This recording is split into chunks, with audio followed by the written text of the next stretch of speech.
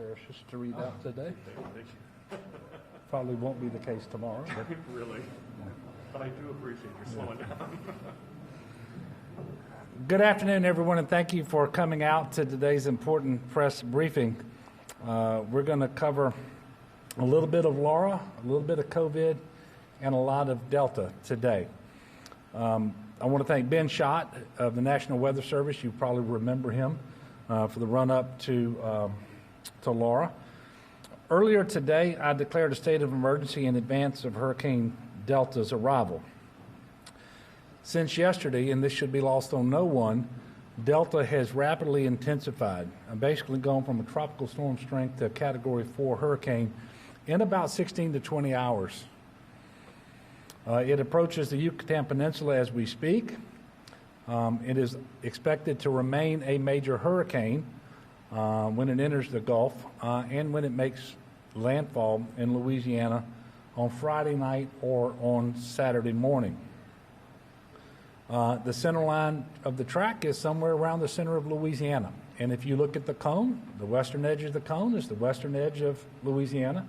The eastern edge of the cone is the eastern edge of Louisiana. So I can tell you that the National Weather Service is very confident right now, 3.5 days in advance of landfall, that a hurricane is going to strike the state of Louisiana this week.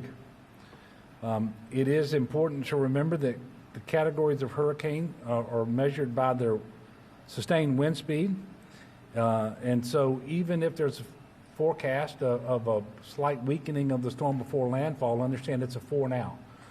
So what does that mean? Is it going to be a 3? Is it going to be a 2? I would ask people not to focus so much on that and just to prepare for a major hurricane. And all of the damaging winds, the damaging surge, and the damaging rain, whether it's from flash flooding or river flooding that hurricanes can bring. In addition, the later, I learned this today, unless I'm mistaken, the later in the year a hurricane hits, the more likely it is that it spawns tornadoes. And so we have to be looking for those as well. I do also want to emphasize that no one thus right now, this far out in particular, should be focused on the center line of the track. That storm is coming to Louisiana. Somewhere on our coast, it'll make landfall, and so don't get too focused on the center line. So at this point, I'm going to turn it over to Ben. He's going to go into much more detail. He will then stay for the rest of the briefing, and he'll be available to answer your questions once my prepared remarks are concluded. Ben? Thank you, Governor, and thank you for everyone for inviting us from the National Weather Service to be here this afternoon. Again, my name is Benjamin Schott. I'm the meteorologist in charge of the National Weather Service office in New Orleans, and we'll be talking a little bit about Delta and the impacts to the state of Louisiana. Let me see if... Oh, looks like we may not be on. Okay, that was a quick briefing.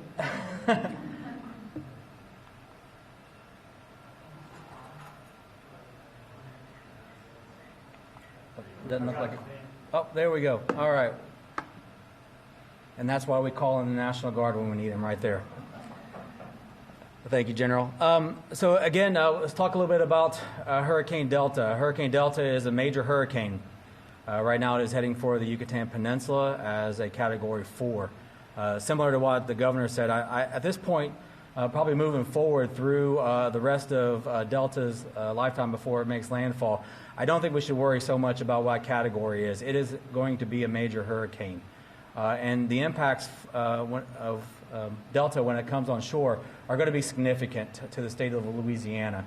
And so we're pretty certain about that track. We're pretty certain about the idea that somewhere along the coastline that we will have significant impacts due to Hurricane Delta. Some of those you see listed up there. Right now, the likelihood of life-threatening storm surge. Anyone with interests along the coast who don't have their homes or whatever the structure is elevated can see significant surge overtake that building. And it's something that we need to obviously prepare for as we move forward. Anything loose from the surge can be drifted around. We saw Lots of examples of that from Sally with what happened around Pensacola and over towards Mobile with things hitting into bridges and moving around. So it's even the secondary things that occur from the surge that can also create a significant amount of damage. And with this, it's a possibility, obviously, with a major hurricane coming towards the state. Other threats are the widespread damaging winds. Now, every time you have a major hurricane making landfall where you're at, the possibility of winds in excess of 100 miles per hour or more could be possible.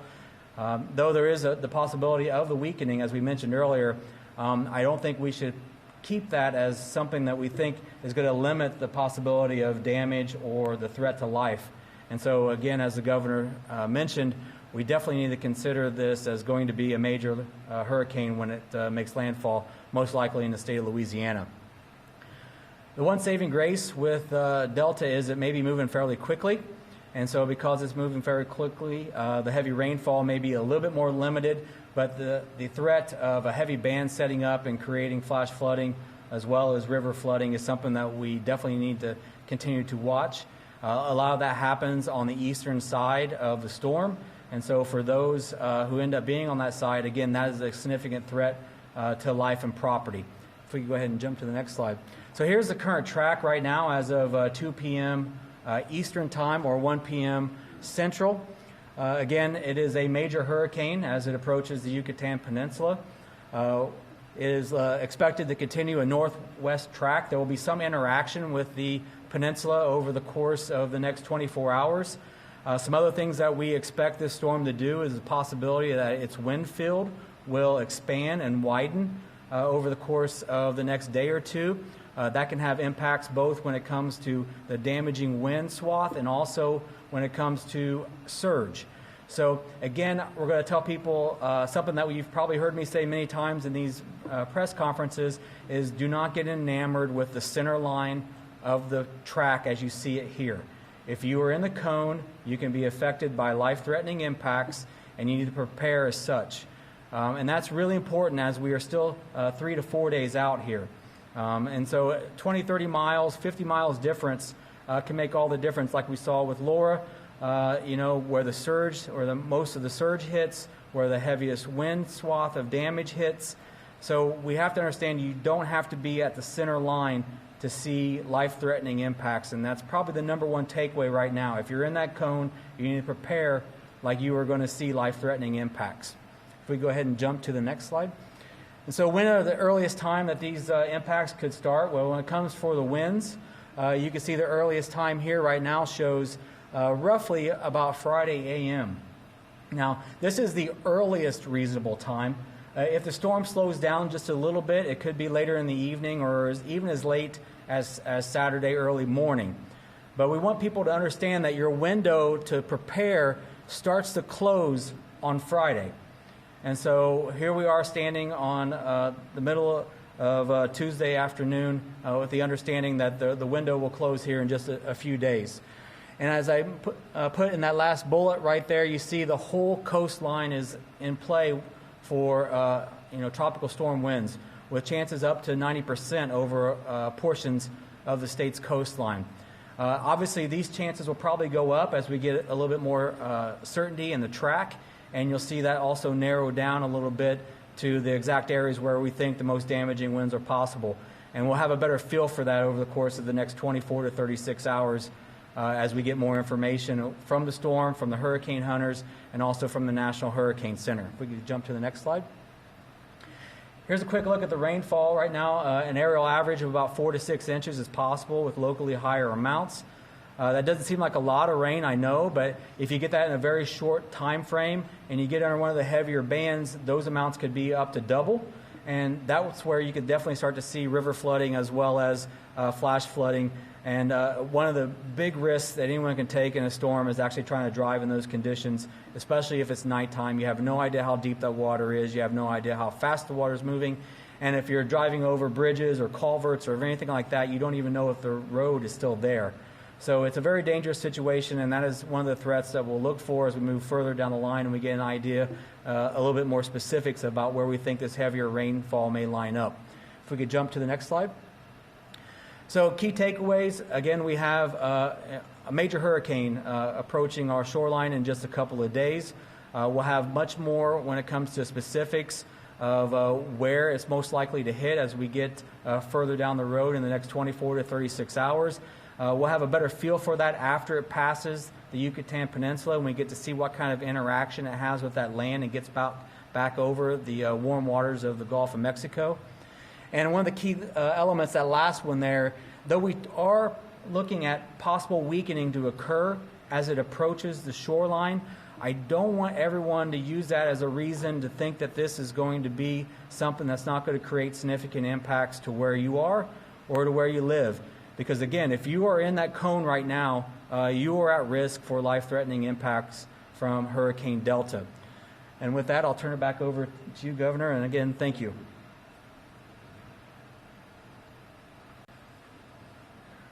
Thank you, Ben. As you can all plainly see, this is a very serious storm, a major hurricane, and as Ben mentioned, the one thing we sort of like about this particular storm is its forward speed, and we don't want that to slow down.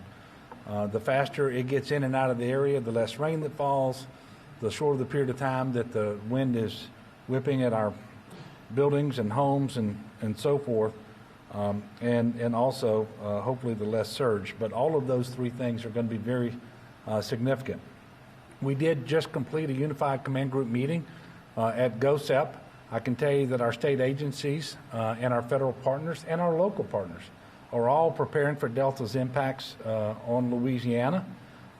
And much of the work that has been done with the several storms that have come our way already remains in place in terms of sandbags and super sacks and other work that's been done. But it's a never-ending mission to move generators and pumps and to respond with additional sandbags and super sacks, and all that's ongoing as we speak. For example, CPRA is working with the town of Grand Isle to install 350 super sacks to protect critical areas on the Gulf side of the island that were impacted during Tropical Storm Beta. The National Guard is assisting with the installation of those super sacks. That mission will begin this evening. Grand Isle has also requested 11 pumps and 5 generators. We're working now to fulfill those requests. They are also working on Grand Isle to shore up the levee on the north side or the bay side of the island. The CPRA and the Terrebonne Levee District are proceeding with an operation to sink a barge near the location of the Grand Bayou Floodgate construction site. Currently, that site is being prepped for this operation. Terrebonne is working 24 hours a day to lift a levee reach between Pointe-aux-Chenes and Montague. Their goal is to reach a minimum elevation of 11 feet and lower the large east. This is outside the Morganza to the Gulf system. They're currently staging a large sandbagging operation to increase the elevation of lower portions of this levee, which are under construction to get it up to 11 to 12 feet. The St. Mary Levee District has also initiated an emergency contract to close the gap on the south side of the Gulf Intercoastal Waterway around Bayou Sally under the Highway 317 bridge. The CPRA is providing predictive storm surge modeling to all levee authorities and coastal parishes to help them make the best possible and timely decisions with respect to preparations for this hurricane.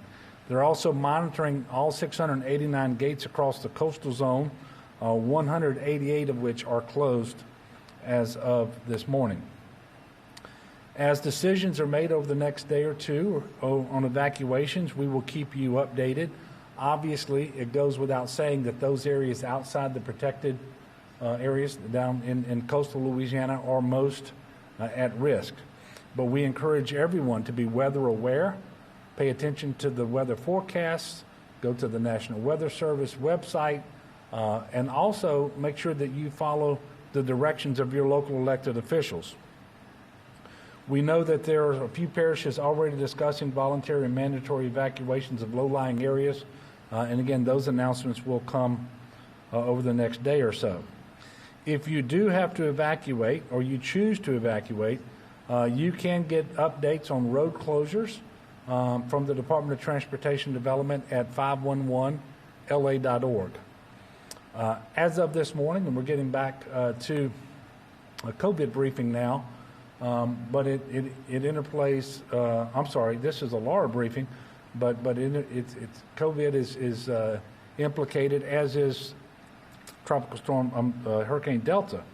Right now we have 6,613 people who continue to shelter in Louisiana because of Hurricane Laura. And because of COVID, they continue to shelter in non-congregant shelters. We are consolidating the hotels down to 12 hotels. That'll be finished by tomorrow. 10 of those will be in New Orleans. One will be in Baton Rouge area, and one will be in the Lafayette area. At this time, there are not plans to move Hurricane Laura evacuees again in advance of Hurricane Delta. In light of the current forecast for the storm, it does look like we will need to pause COVID testing on Friday and Saturday in the New Orleans and greater Baton Rouge areas, but we will have more information about exactly where this testing will be paused tomorrow and on Thursday. Obviously, we're going to continue to monitor the situation and keep you updated. We really hate turning off our COVID tests because it is really important for us to know what's going on at any given time with respect to the transmission of the virus, the positivity of certain populations, and all of that. And testing really is the way we try to stay on top of that. So we will not turn it off any more testing than is necessary, and we will make sure that we resume testing as soon as we possibly can. While we're talking about COVID, I'll go over the numbers that we released for today. That is 506 new positive test results. So that's 506 new cases on 12,760 tests. Unfortunately, we're also reporting 6 new deaths today.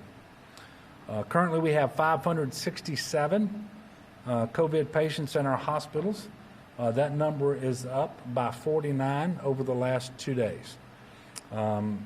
It was up 29 yesterday and 20 today. Now, as I always say, a couple days doesn't necessarily make a trend, but we're keeping an eye on those hospitalization numbers because those are ground truth numbers. Those people are in the hospital. They've been diagnosed with COVID, and obviously we don't want the number of people in the hospital with COVID to continue to increase. As you are aware, my current Phase 3 order expires on Friday. We're going to have an update for you on Thursday about the order that will replace it. And, of course, on Thursday, we'll be giving you a lot of information, I suspect, as it relates to COVID, to Laura, and then principally on Hurricane Delta. And as we said during Laura, and it bears repeating because it's incredibly important, we're going to be preparing for and responding to Hurricane Delta during a COVID public health emergency. And necessarily, whether we want it or not, there will be tens of thousands of people moving about the state of Louisiana, either as voluntary or mandatory evacuations, as people who are pre-positioning to make sure that we can restore power. Shortly after the storm, you're going to have people coming in and so forth. It is really important that we do everything we can to follow all of the mitigation measures that are in place to slow the transmission of this virus and to reduce our cases and hospitalizations and obviously our deaths. I am very, very appreciative of all the people in Louisiana, and by the way, of all the people who came into our state in order to help us respond to Hurricane Laura, because we have not seen as of yet a surge in cases or in positivity. And so that means the mitigation measures do work. And it's really important that we continue to wear our mask or other face covering, especially when we are in the presence of people who are not part of our immediate household. It's also important to maintain 6 feet of distancing with people who are not part of your immediate household. It is really important to wash your hands frequently with soap and water. If you're sick, stay home. And remember, we should always protect those who are most vulnerable to this disease. Those are people who are 65 and older, those people who have comorbid health conditions like heart disease, kidney disease, hypertension, diabetes, obesity, and so forth. It is not too late, and in fact, we've been given a rare gift here because this forecast is telling us several days in advance that we can expect to be hit by a hurricane. The gift is the forewarning.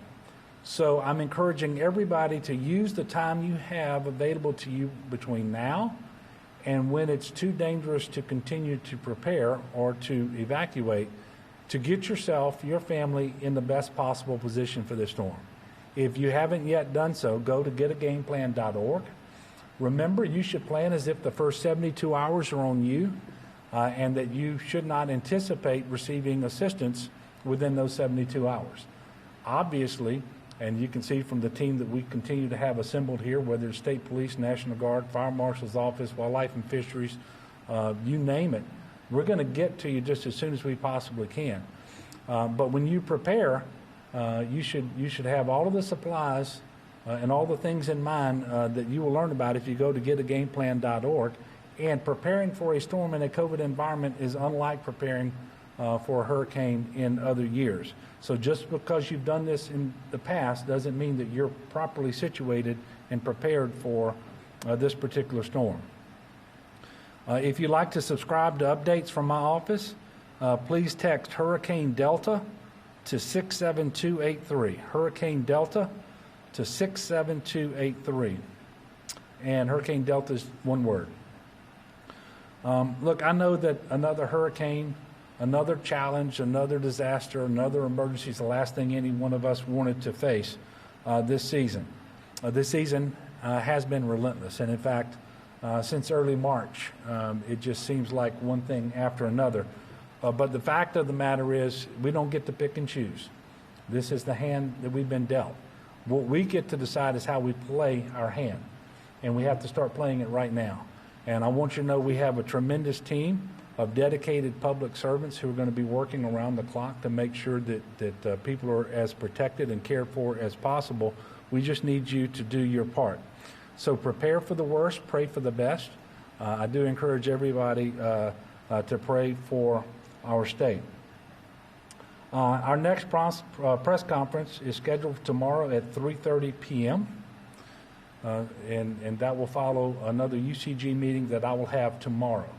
I do anticipate that before our meeting tomorrow, I will have submitted a pre-landfall declaration request to the president.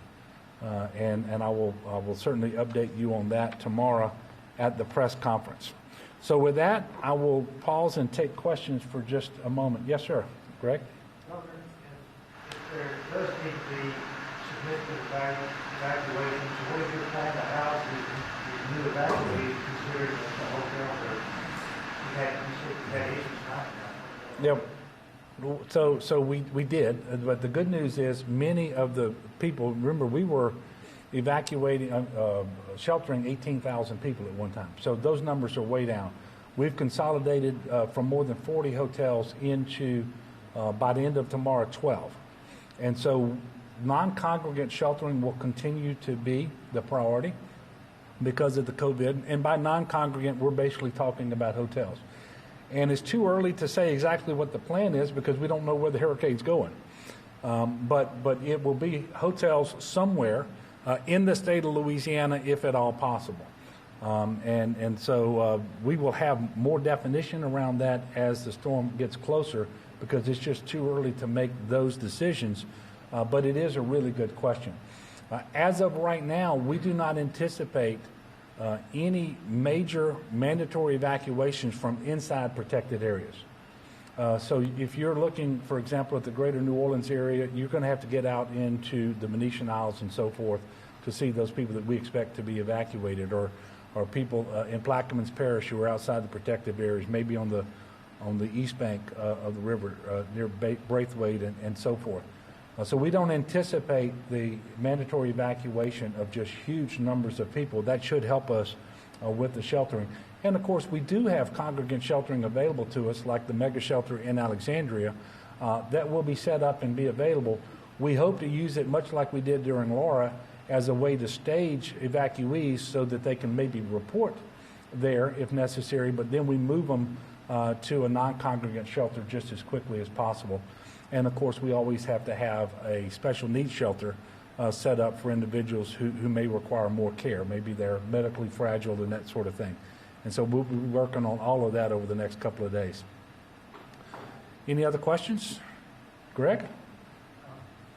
Governor, considering that this hurricane's on the way, what's your opinion on the effort, the continuing effort by lawmakers to undo some of your emergency authority during these times? Well, as you can imagine, my opinion of what some of them are doing is not changed at all. I was against it yesterday and the day before. The fact of the matter is we've had a public health emergency in our country and in the state of Louisiana since March.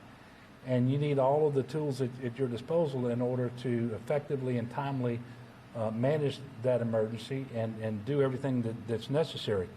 And I know that there are some people who are tired of the virus, but that doesn't mean that the virus is going to listen to that and leave us alone. And in fact, that's not happening anywhere around the country and in many places around the world where numbers are actually starting to surge again. That hasn't started here in Louisiana, thank God, but it's certainly possible.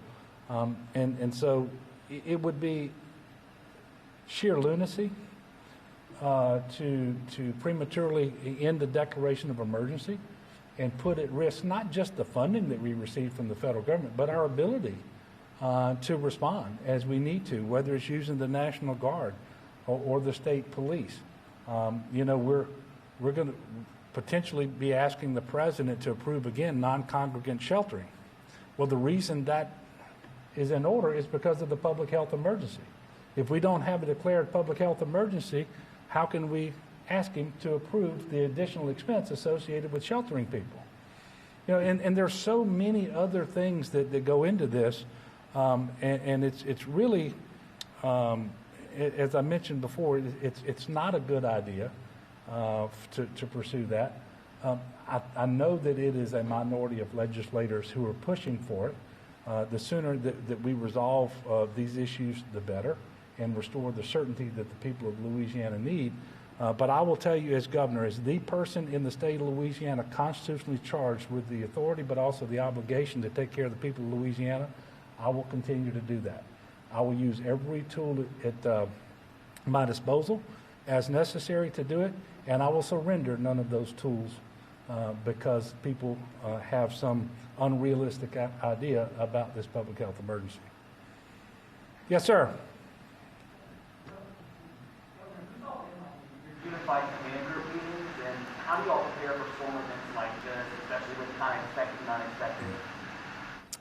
Well, first of all, we have a lot of experience here in Louisiana, and it predates my governorship, but certainly since my governorship, we have a lot of experience with natural disasters principally, but more recently with the public health emergency too, which has also involved the Unified Command Group. So literally every state agency in the governor's office, but also we have the lieutenant governor, we have the Secretary of State, the Commissioner of Insurance, the Attorney General, you name it. But we also hear from the Corps of Engineers and from the Coast Guard. John Long is here with us today. He's been embedded with us for many, many months now. So we actually have FEMA on the ground. And it really helps to have the communication and the coordination as early as possible so that, for example, by having those calls, John gets to hear everything every state agency is contemplating, and if something's going to require FEMA approval, or if he knows we're going to ask for FEMA reimbursement later, he can get with us on the front end and say, this is how you need to make that request, this is when you need to make that request, this is how you should go about that particular operation. But you should know that all of these agencies that I just talked about, they're not just on the call. They have an emergency support function that they are in charge of. It's an ESF is what we call it. And we're up to 17 ESFs. And so there are 17 different agencies that formally brief their plan, their emergency support function for that particular disaster. That's what we went through today. And of course, tomorrow we're going to have a UCG meeting again about Hurricane Delta. But we've also told people you've got to also brief about what your current operations are with respect to continuing to respond to and recover from Laura, but also with respect to COVID. And so we're going to have 3 different disasters that we'll be briefing tomorrow. But we have a really good team. They're committed, dedicated public servants, and I brag on them. I think we have the best anywhere in the country, both because they're good people, but also because we have way more than our fair share of experience. We just do this too often. But having that experience is a good thing when you need to draw upon it.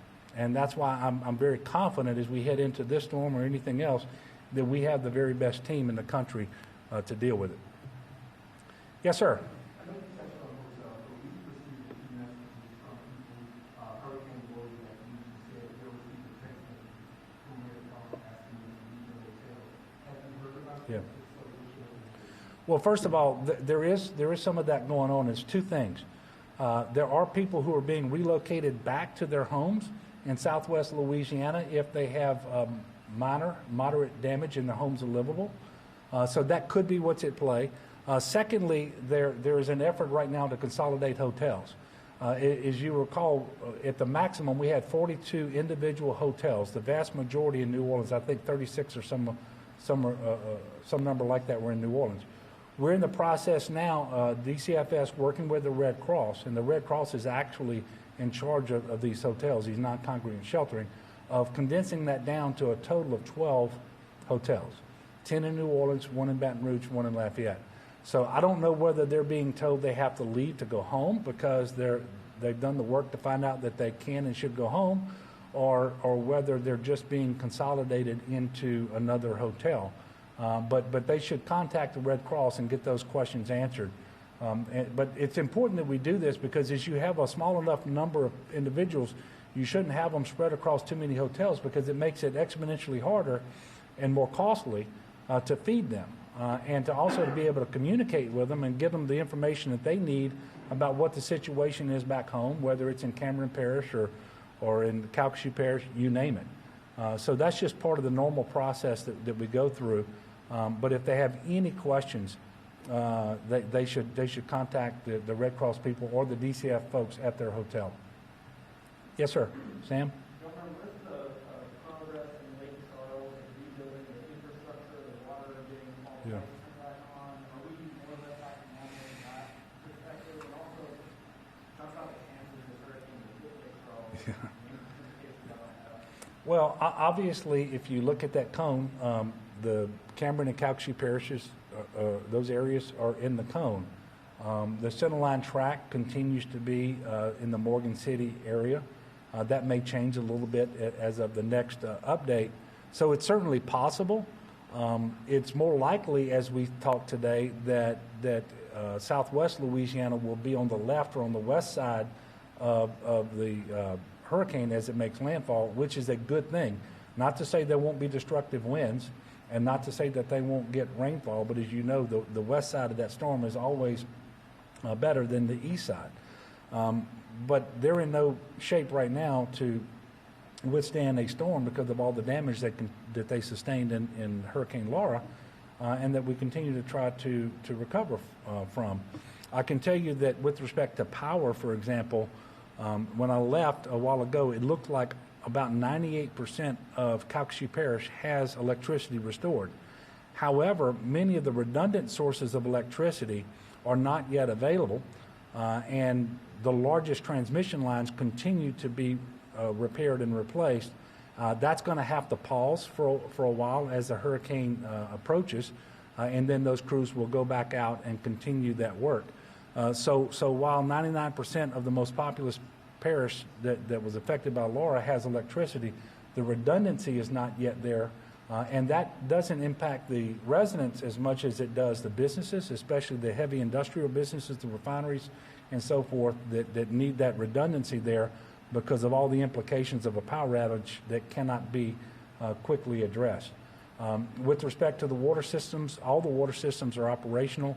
I don't believe any remain on generator power. They're all using standard power being provided primarily by Entergy, but by the other electric providers as well.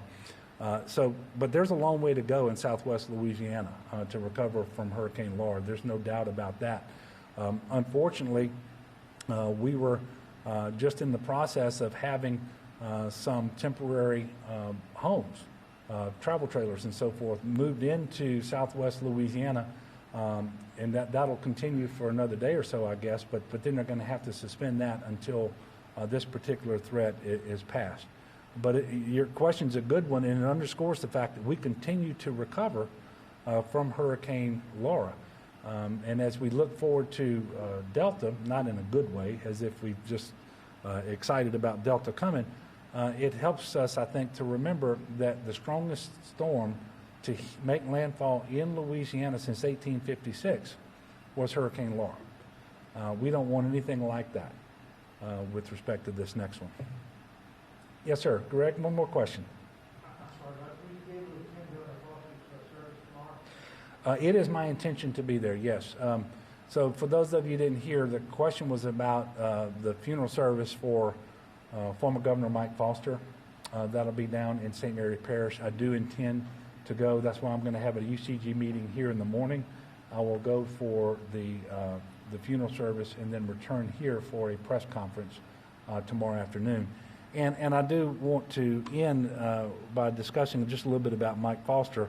He was a tremendous public servant, two-term governor of the state of Louisiana. He served before that as a state senator, made many, many contributions, and particularly in my mind happened to do with higher ed, with a tremendous expansion of TOPS, with the very generous and stable funding for higher education that grew over the course of his 8 years, and then the creation of the Louisiana Community Technical College system. So he was certainly an individual who understood the value of higher education and what it means to the future of the state, and somebody in that respect that we should all, first of all, be appreciative of and thankful for, but also seek to emulate as we move forward, because the key to success really hasn't changed since then. We need a better educated citizenry, and education is the mortal enemy of poverty. He knew that. And so we shouldn't have to relearn that lesson. We need to make sure that we're doing all that we can to educate our kids as best we can. So with that, I want to thank all of you. I'll see you at 3:30 tomorrow. And again, I prepare for the worst and pray for the best. Thank you.